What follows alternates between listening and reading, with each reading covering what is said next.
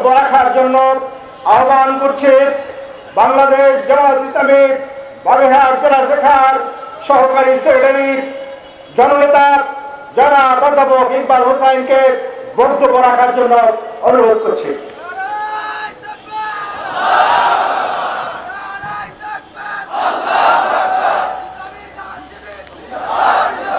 সংগ্রামী বাগেরহাটবাসী, আজকের এই বৈষম্য বিরোধী ছাত্র আন্দোলনের শহীদ ভাইদের স্মরণে আয়োজিত এই অনুষ্ঠানের শ্রদ্ধাভাজন জেলা আমির সহ নেতৃবৃন্দ, প্রিয় বাগেরহাটবাসী, আসসালামু আলাইকুম ওয়া রাহমাতুল্লাহ।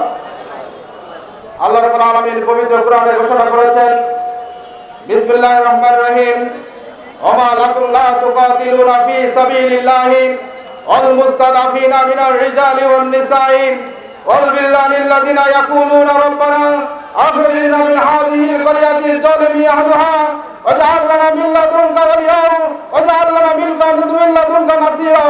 তোমাদের কি হয়েছে যে তোমরা সংগ্রাম করছো না, অথচ নির্যাতিত নারী পুরুষ হাহাকার করে বলছে রব্বুল আলামিন আমাদেরকে জালিম অধ্যুষিত সমাজ থেকে বের করে দাও, আর তা নাহলে তোমার পক্ষে একজন সাহায্যকারী বন্ধু পাঠাও। আজকের এই সাহায্যকারী বন্ধুর ভূমিকায় বাংলাদেশ জামাত ইসলামী ছাত্র শিবির আজকে ময়দানে ভূমিকা রাখতেছে। আমরা জালেমের ভূমিকায় পরিণত হতে পারি না। আমরা ময়দানে দাওয়াতি ক্ষেত্র তৈরি করে এদেশের মানুষের আশ্রয়স্থল হিসেবে নিজেদেরকে স্থান দেওয়ার উদাত্ত আহ্বান জানিয়ে আমার কথা শেষ করছি। আল্লাহ হাফেজ। বাংলাদেশ জিন্দাবাদ, বাংলাদেশ জামাত ইসলামী জিন্দাবাদ। ধন্যবাদ। আজকের এই সমাবেশে এর পর্যায়ে বক্তব্য রাখার জন্য অনুরোধ করছি শহীদ কাফেলা বাংলাদেশ জামাত ইসলামী বাগেরহাট জেলার সংগ্রামী সেক্রেটারি সাবেক ছাত্রনেতা জনাব শেখ মোহাম্মদ ইউনুস আলী।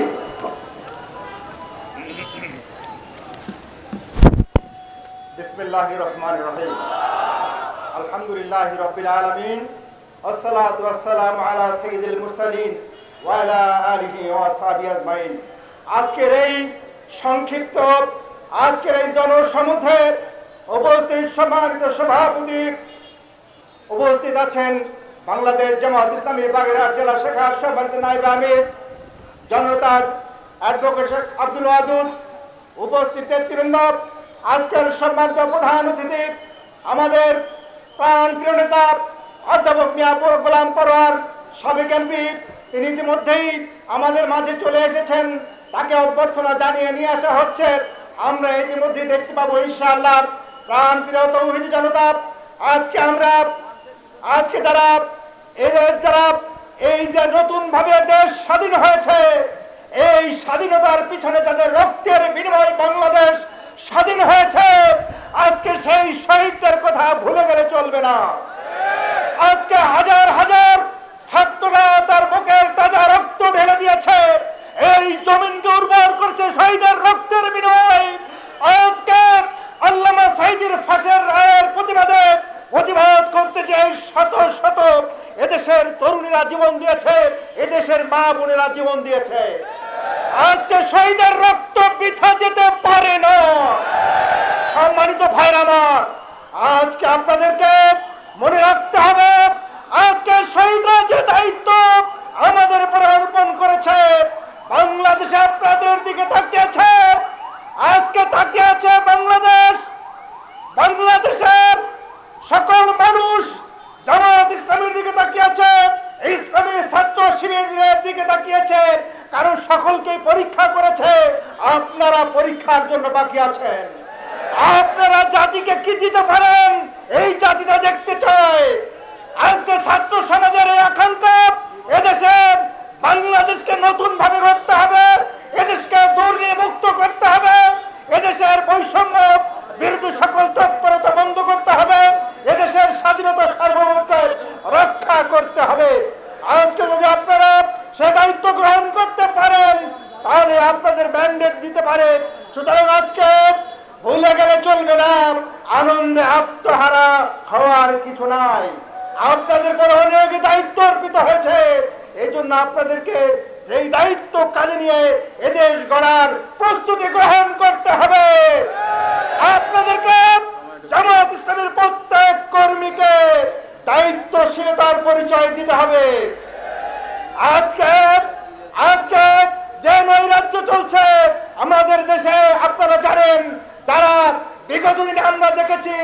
তাদের পরিচয় দিল সরকারি দল, আজকে তারা ভোট পাল্টিয়ে তারাই কিন্তু এদেশে বিশৃঙ্খলা সৃষ্টি করছে। আজকে আপনাদেরকে উপলব্ধি করতে হবে, আজকে আমাদেরকে আজকে যারা মুসলিম রয়েছে তাদেরকে একটা দেশ উস্কানি দিয়ে এদেশে তাদেরকে এই সাম্প্রদায়িক সম্পৃক্তি বিনষ্ট করার জন্য তাদেরকে কাজে লাগাতে চেয়েছিল। আপনারা সচেতন হয়েছে, তাদের কিন্তু কাজে লাগাতে পারে নাই। সম্মানিত ভাই আমার, এই জন্য আপনাদেরকে সচেতন থাকতে হবে। এদেশের প্রত্যেকটা মুহূর্তে আমাদেরকে অতন্ত্র প্রহরী ভূমিকা পালন করতে হবে। সম্মানিত হাজিরিন, আজকে প্রত্যেকটা মানুষ, আজকে জামায়াত ইসলামের প্রত্যেকটা কর্মীর এই জন্য আজকে আপনাদেরকে পাহারাদারের ভূমিকা পালন করতে হবে। আজকে যেন কোন ষড়যন্ত্র এদেশের বিরুদ্ধে কোন ষড়যন্ত্র চালাতে না পারে।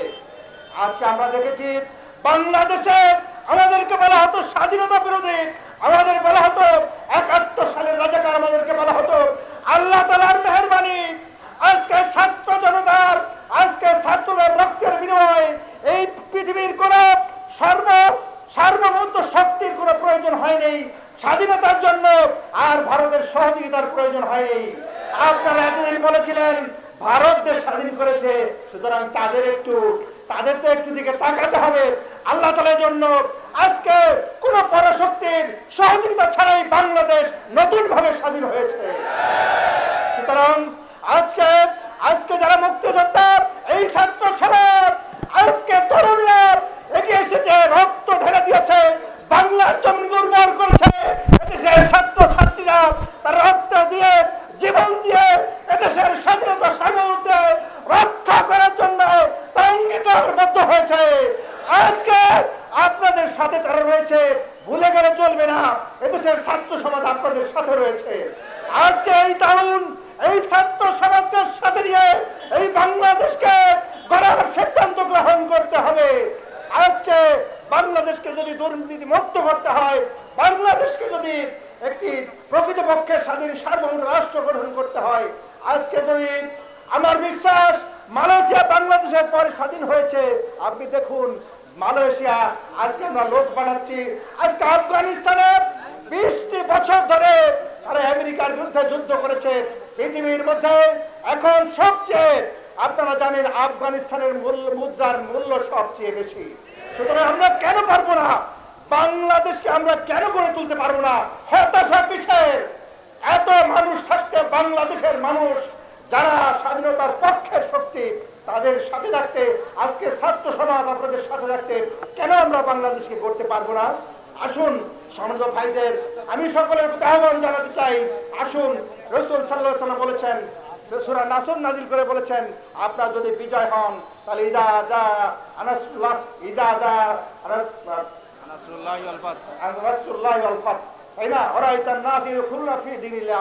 আজকে সেটা আমরা লক্ষ্য করছি। আপনাদেরকে এই আন্দোলনে বিগত দিনে যে ত্রুটি বিচ্যুতি হয়েছিল, আমরা যারা পিছনের কাতারে ছিলাম তাদের তওবার সুযোগ হয়েছে। কি বলেন ঠিক কিনা? আজকে আমরা আগামী দিনগুলোতে আমাদের ভূমিকার মাধ্যমে যতটুকু ভুল হয়েছে সেই ভুল ভ্রান্তির জন্য আল্লাহ তাআলা তার কাছে আমরা তওবা করে প্রকৃত আমরা আল্লাহর নৈকট্য লাভ করতে চাই। আসুন আমরা সকলে তওবার রাজনীতি করে আমরা আগামী দিনে আমাদের পথকে পরিষ্কার করি, আমরা যথাযথ ভূমিকা রেখে দেশ গড়ার জন্য প্রস্তুতি গ্রহণ করি। আল্লাহ তাআলা আমাদের সকলকে তৌফিক দান করুন। বাংলাদেশ জিন্দাবাদ, বাংলাদেশ জামাত ইসলামী জিন্দাবাদ। আসসালামু আলাইকুম ওয়া রাহমাতুল্লাহি ওয়া বারাকাতুহু। ধন্যবাদ।